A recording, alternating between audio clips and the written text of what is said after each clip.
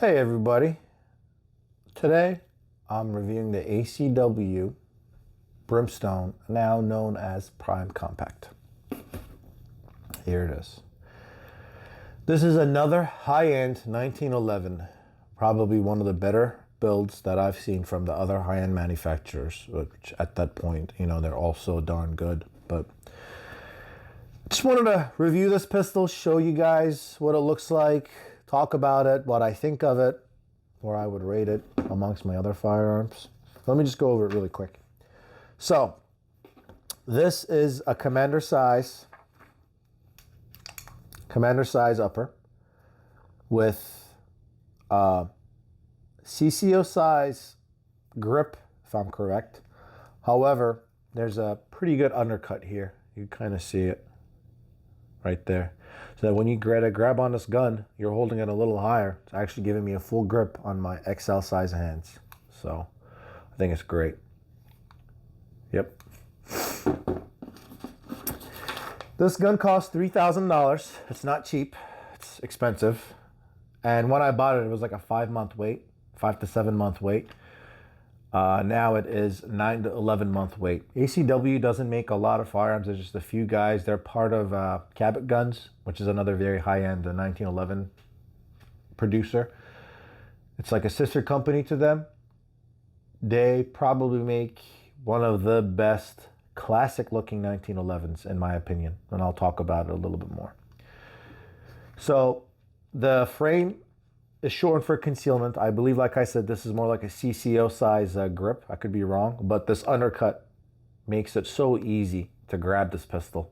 So mine does have a mag well. I think it aids a lot with mag reloading. Classic styling cues. You can tell this is not your, balls to the wall rail and crazy looking carbon fiber grips and 3 holes in the trigger and all that jazz. This is no forward serrations. A very classic looking 1911. Does it even have that little cutout here or that little flare right here? So let's see. This is obviously hand fit. There's no slop. Oh my god, this is probably one of the tightest pistols I own. I mean, I just reviewed this as well. This is the EDC X9S. You hear it? Very little bit. One in full lockup. This thing, insanely tight lockup. It's crazy. Wow. Excuse me, I have a little cold. I keep doing the sniffles. My bad. 3.5 to 4 pound trigger pull. I measured this exactly at 4 pounds. I have the trigger gauge here. So the way I usually do my trigger weight is I put it on a vise and I pull it so that I'm not really moving this. This probably isn't going to work, but I'll try it. It's empty. You got to activate the beaver tail. See, this has the beaver tail. Most of the combats don't. So let's see. God, it's hard like this.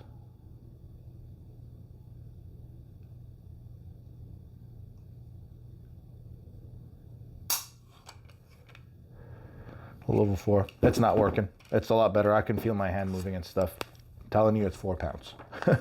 So, front strap and the mainspring housing both have check ring.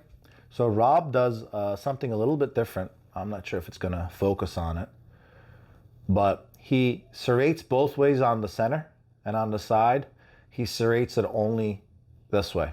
So when you wear this firearm, when your fat belly hits the serrations, you're only hitting these lines and it doesn't really dig into you like the middle does, which I know can hurt. So it's nice. It's a very cool touch.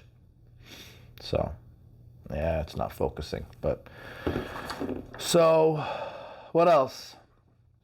Hand beveled edges for comfort and style. So everything's on this thing is hand beveled off.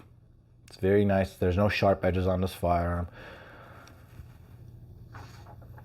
The hand polishing, the blued finish. Oh my God, this is one of the best finished firearms. I don't know if you can tell. Wipe this beautiful firearm.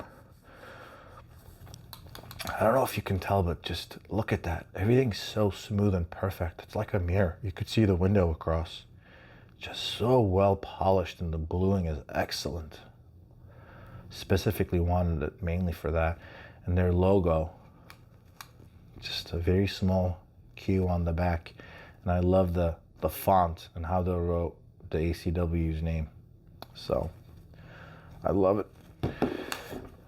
Accuracy guarantee 1.5 inches at 25 yards. I couldn't do it. Bench rest, maybe. But offhand, I can't do it. There's no way. But I believe it. This thing is pretty accurate. I get at about 15 yards, I was getting like 4 inches maybe. 3 to 4 inches. At 25, they were opening up. But again, I'm not that great of a shot at 25 yards offhand. But easily you could hit a silhouette. No problem. I'm talking about maybe 5 inches offhand for me. So 5 inches. It's about like that. So it's pretty good at 25 yards. It comes in a 45 ACP, 9 or 38 Super. I'm a big believer in the 45. You know, when that round hits you, I would hope that it hits you with the biggest freaking thing you can shoot. They do make a 50 GI, but I don't have one. The biggest I got is a 45, so I carry a 45 when I can. 9, great caliber, great round, and I bet if this was a 9 that this thing would be so easy to shoot with that little bit of recoil. But I like 45, and right now 45 is easier to find in 2021 with everything going on. 9 is very hard to find. It's expensive. 45 is a little bit cheaper.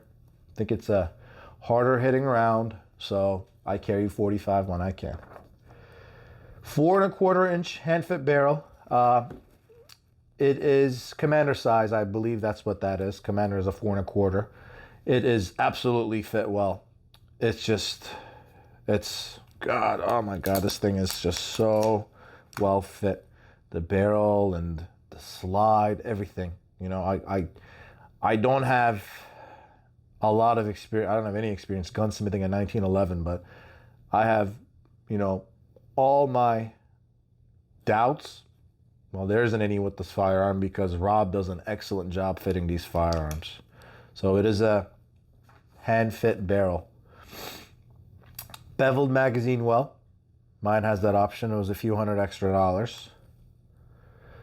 We talked about the front end, the main house, the main spring house checkering. Tuned and polished extractor, obviously. 1911s. They're not external, they're internal, so they have to be bent. A master, someone who's very good at it, has to pretty much tune an extractor. So this obviously has that. I'm just going through. Polished feeder ramp, obviously. Talk about the sights.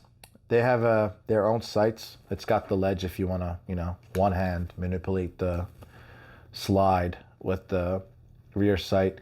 I opted for the tritium red dot. I don't really use, I mean, night sights can be handy, but I think a tritium front sight works a lot better in most conditions. So I opted for the fiber optic. I called it a tritium again. I keep calling tritium. Fiber optic front sight, I think work great. It's very contrasting, very easy to aim. So I opted for fiber optic. Let's see. I like, I'm going to talk about the grips.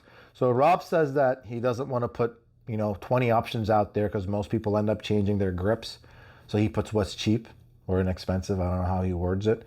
This thing, I think, looks great, and it just complements the firearm so well. I was going to change it. I decided not to. I just stuck with what's on there. It's very grippy. It feels good. I think it looks good, and it fits this classic firearm look. So I kept mine. Comes with 2 7-round mags. They are ACT mags. So where are they made? Made in Italy. Kind of like, I guess, Mekgar. So Italy makes good mags, I guess. Everybody goes to Italy for mags. So let me talk about the firearm a little bit now. Philosophy of use. Concealed duty competition. I would say this is more of a conceal possibly duty, perhaps maybe detective duty. So like maybe not patrol, because if I'm gonna carry a gun, open carry with a giant belt, I'm gonna carry something bigger. I would carry a full size.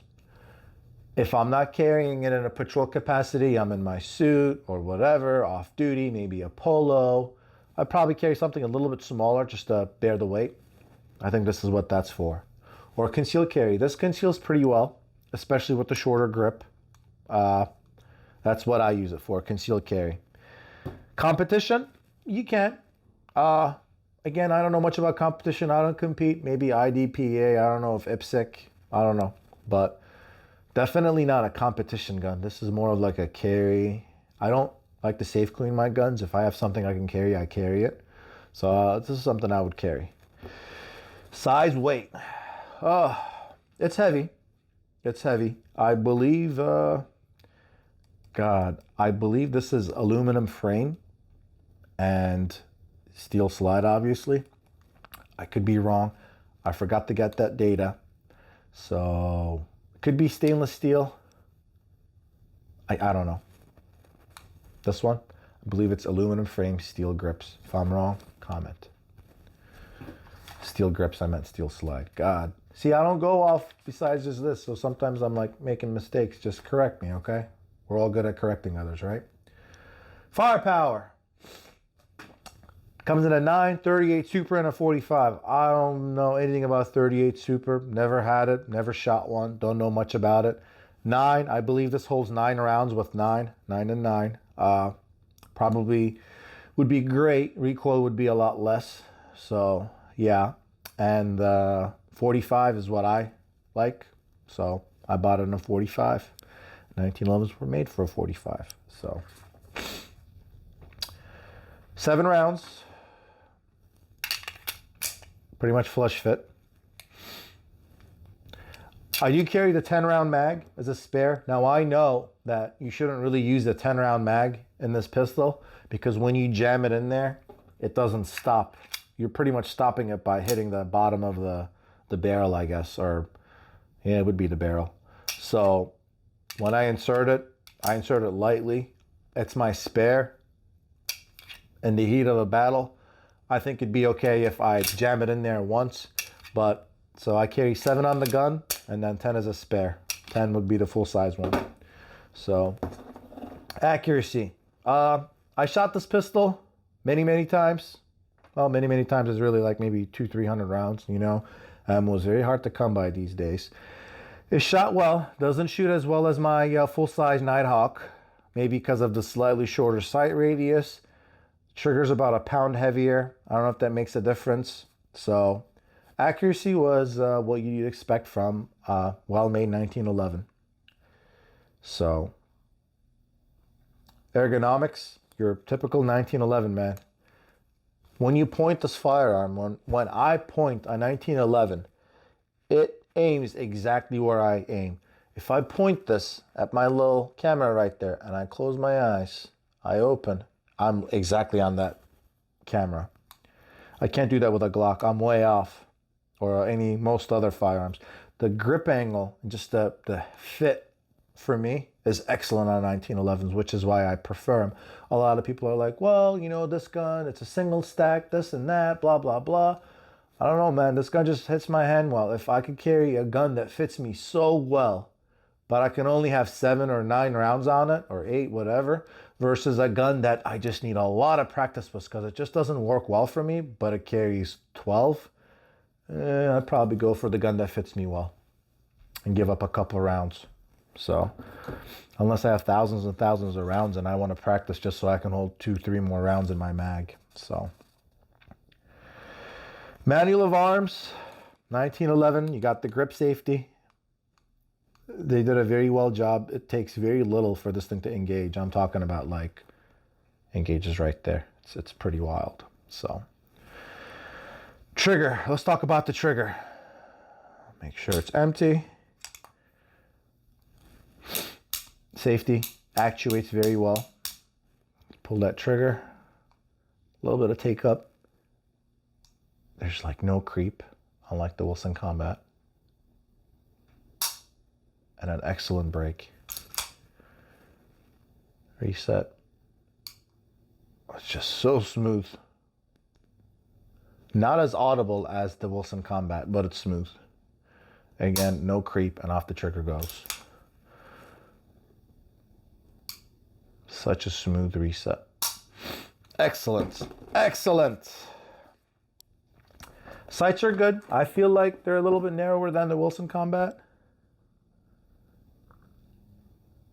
Maybe not. Maybe a little bit. I'd have to get the micrometer to measure it, but I noticed with the Wilson Combat at 25 yards, I was pretty much covering that 8-inch circle, and it was hard to do like accuracy shots.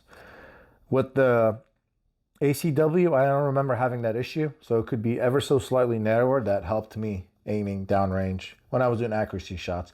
Silhouette shots at 25 yards, there's no issue with neither gun. Field strip, your typical 1911 man. A little bit of a pain. You don't have that full-size God rod in this, so as you see. So when you undo this gun, you gotta, you know, walk that slide release out. You gotta cup your hand, let the slide out.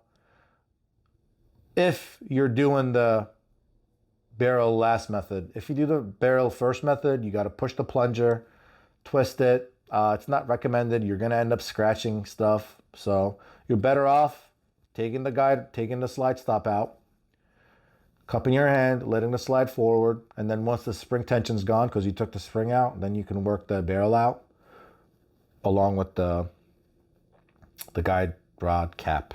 So 1911s is not my favorite to take apart, especially a tight fitting gun. God. I've shot about, like I said, close to 200, maybe 300 rounds through this gun. So I'll be transparent here. I had an issue when I got this gun. Now I'm a lefty. So for me, I have to use either my index finger or my middle finger to release the mag.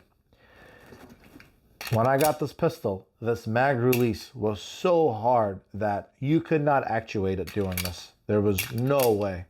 Even with your thumb, you like had to use 2 fingers, especially if the mag was loaded, like you want to do a tactical reload. If there was tension on that spring, dude, it took so much pressure. Contacted Rob, great guy. We talked on the phone. We messaged each other. I sent the gun back to him in about 2-3 days. He sent it back to me, and now all is well. That was pretty much the only issue I had with the firearm. One other thing I had, I don't know what it was, is that the first time I shot this gun, I shot about maybe 100 rounds. Out of that 100 rounds, 4 or 5 of them, I would shoot. The next round, the trigger would only fall to about like half cock. It wouldn't actuate. I don't know 1911s well enough to know what it was. I mentioned it to Rob. Since I got the firearm back, it hasn't happened. So, yeah. But kind of goes to tell you, if something's wrong with your Glock, man, good luck. You're going to have to contact customer service, and it's just a whole process, and you're just talking to some guy. With this gun, I talked to the master. I talked to the big man at ACW, and he took care of it. Glock's not going to do it. The CEO is not going to be like, how can we make things better? They're going to blame you. They're going to say you're doing something wrong, but they'll look at the gun for you. Where this one, Rob called me, or I called him. We spoke. He understood. He said that, you know, they're going to fix things up with their quality control where this issue won't happen again. He manned up to it. That's what you get when you pay so much money for a gun, is you're getting like lifetime excellent customer support. Accessories. Well, there ain't any. You can't put a red dot on this. There's no rail on this. I guess a few of the things you could do is you get, I don't remember what it's called, ball cap or something, where this comes off at a different angle. I don't like the way that looks, so I don't have that. I did add the magwell. They put that on for me because I'm a lefty. I also needed the ambi safety. That's pretty much all, and you get to choose what front sight or what sights you want. You get to pick if you want to crown your barrel, which I like the way that looks, so I asked for the crowning of my barrel. So we can't really tell if it's showing on the camera. There's very few things you could tell how far you want your trigger to be, short, medium, long, I think. Not a lot of other accessories you could do with this. This is a bare bone classic 1911, man. How Mr. Browning wanted it done. Value. It's expensive. You're paying a lot of money for it, but this is something that you'll have and you could pass down. This thing will never lose its value. If it's $3,000 today, it's going to be more money in the future because it's a hand-fitted classic firearm. So it's expensive. You're paying for that name, ACW. You're paying for that gunsmith. Rob's been around for a long, long time working on 1911s. You're paying for his expertise for this firearm. So if I made this 1911 this well, no one's going to pay that kind of money for it. Let's be honest. You're paying for the name. You're paying for the gunsmith, the master gunsmith. So if you want to starting out 1911, this is probably not the gun for you unless you have a lot of money. There's a lot of other options out there. Springfield makes good 1911s. Their TRP lines, I think, excellent, a bit more tactical. Kimber, good brand, starting out. Remington, I think, makes a really nice 1911. There's a lot of good Turkish 1911s out there for around $500 to $600. So if you're looking for a 1911 to start out with, this is probably not it, unless you got a lot of money. So yeah. Carry wise, there's a lot of other options out there. Carry wise, if you want to carry a 1911, it's probably still expensive if you don't have any other 1911s and you're kind of getting into the world of 1911s. So yeah, there's CCOs out there, a lot smaller, a lot shorter, 9mm if you prefer 9mm. Durability and reliability, man, it's built well. Reliability, I think it's going to be no issues as like most other 1911s. So what does that mean? She can run dirty, but she can't run dry. You got to keep a 1911 lubed. They like to run wet. It can run dirty, it can foul up. You just got to keep lube on them. Unlike a Glock where it can run dry or a couple of drops of oil. But this is not a Glock, man. This is a hand-fitted gun. I mean, it's just amazing how it feels. Amazing. As far as durability, the gun is durable. The finish probably isn't. Bluing is, I think, the prettiest, but the least rust and scratch resistant. If you're not careful, you're going to rust this thing. And if you're not careful, you're going to scratch this thing. But bluing is also one of the easiest finishes to refinish. It's easy to strip, easy to refinish. If you have that issue, I'm sure you could send it back, and for a nominal fee, they will refinish your pistol for you. So my advice, keep the outside oiled with some kind of like anti-rust. I use something called Ezox. It's very dry. You put it on, you let the metal absorb it, and then the next day I just wipe it down. It works well. I haven't had any issues. I did get a little bit of rust back here. These serrations are, for me, notorious. You got to be careful. My hands sweat a lot, so I get a lot of sweat around here. So I ended up getting a little bit of like surface rust. It was easy. I just brushed it off with some Ezox. It went away. It's very minor. But keep an eye on your blued finishes. If you don't take care of them, you'll get surface rust and worse. Track record. There's not a lot of these, so it's not like, it's seen a time of use like a Glock or H&K or something. I would take this as any other well-built 1911. So if you take care of this gun, she will last forever and ever and ever. That's all I got, guys. So I unfortunately don't have any shooting videos of this. I've shot it a lot. I don't record myself shooting. So, and we don't have like these cool ranges like some of you all do in Arkansas, Arizona, New Mexico, where you go out to this desert land and you're just shooting because there's no one around. Well, we don't have that here. I live in a urban Florida area, so I got to go to a range, and it's kind of a pain to video shooting something. So, but overall, I love this gun. It is probably the most beautiful pistol I have. I'll admit there have been times where I've gone to the safe, grabbed this thing, brought it out in the family room with me, and I just stared at it and touched it and caressed it and loved it because it is just so pretty. It is absolutely the most handsome pistol I own. Who should buy this? You got a lot of money, you want a 1911, you want a classic 1911, this is it. Who is this gun now for? You don't have a lot of money, you're starting out at 1911s, you want to see what the 1911 world is like. Probably not the gun for you. You like tactical, high-end, new generation, 21st century firearms, probably not for you. So, that being said, I would rate this probably like number 3 out of my favorite pistols I have. Out of like 11, 12 pistols I own, I would probably put this. Nighthawk is absolutely my favorite, number 1. I'll do a review on that. Then I have my Mark 23. It's huge, but God, I love that gun. It's probably my number 2. Yeah, my Canic is probably number 3. So I'd probably put this at number 4. Could be neck and neck with this. I have more time to decide. Right now, I think these are both stuck around my number 4. So, yep. Anyways, I hope you guys enjoyed this video. I'll try to make more of these. I'm just starting to review these guns. I can't decide if you guys prefer this or if you guys would prefer a tabletop review where you don't see my ugly face and you just see this beautiful firearm in my hands and I'm showing you the gun. I'll decide how it works. Comment if you like what you see. Maybe you can help me decide if I should do a tabletop or face-to-face, Gare and Thumb style. So anyways, I hope you guys enjoyed. Till the next one.